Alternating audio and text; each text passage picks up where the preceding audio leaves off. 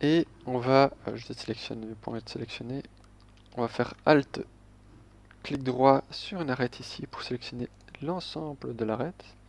Là on va juste vérifier quelque chose, voilà, on voit qu'ici ça n'a pas sélectionné le dernier point, donc on va faire clic droit ici aussi. On va faire Alt, majuscule, donc Shift et Alt, clic droit, pour faire la même chose, en fait, mais en rajoutant une sélection. Donc ici, et je vais faire Shift, clic droit sur ce point-là, pour le sélectionner, et on va faire S, Y, et on rentre vers l'intérieur pour donner un côté tranchant. S, Y encore, voilà. S, Y, je fais ça. Alors on pourrait ajouter, si on veut, un loop cut ici, et le faire un peu sortir, ça fonctionnerait, ce serait très bien. Mais je préfère éviter de rajouter trop de loop cut non plus, enfin je suis pas trop fan de mettre trop dans tous les sens. Alors ici, nous avons fait notre lame, voilà, qui est pointue, mais si j'appuie sur 3, donc on a vu la vue de face 1, on a vu la vue du top 7, et maintenant 3, c'est la vue de droite. Et on peut voir que notre pointe, c'est pas très progressif entre là et là. Donc on va faire A pour désélectionner, Z, faire B et B comme ceci. Et je vais faire SY. Et je rentre un petit peu, voilà. Pour donner un petit peu un côté, ça se met en pointe progressivement.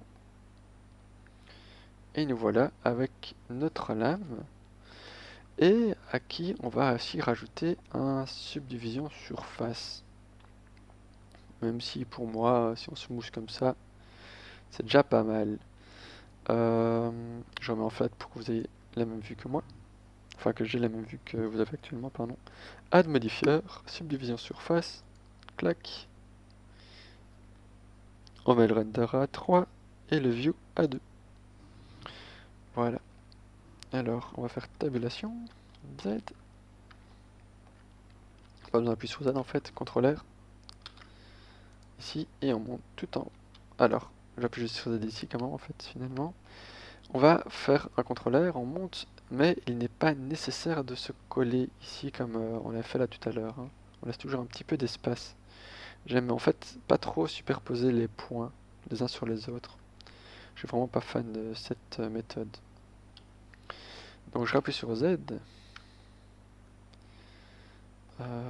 Et on va voir où est-ce qu'on va rajouter un loop cut. En fait pour moi c'est pas mal du tout comme ça. Je crois qu'on l'a pas trop touché. Hein. Ça fait un petit effet courbé à notre lame. Qui est pas mal. Enfin j'aime bien. Ici je vais smoother par dessus. Seulement vu que je suis en mode édition. Enfin en mode edit. Je ne peux pas. Donc j'appuie sur tabulation. Pour être en mode object. Je vais faire smooth. Clac. Et voilà. Et nous avons fini la modélisation de notre dague. Alors là, c'est vraiment du goût. C'est vraiment, voilà, c'est un aspect de vue. À vous de voir si vous estimez ceci comme trop large ou pas. Moi, j'ai l'impression que chez moi, il est un petit peu trop large. Donc, je vais faire clic droit ici. Edit. Donc, tabulation. J'appuie sur A. A pour tout sélectionner. Je vais juste faire SY et un peu rentrer comme ceci, sans trop exagérer non plus. Voilà. Et comme ça, c'est un peu plus fin et ça semble plus cohérent avec notre lame, à mon goût. Et tout de suite, on va passer au node et à l'UV mapping.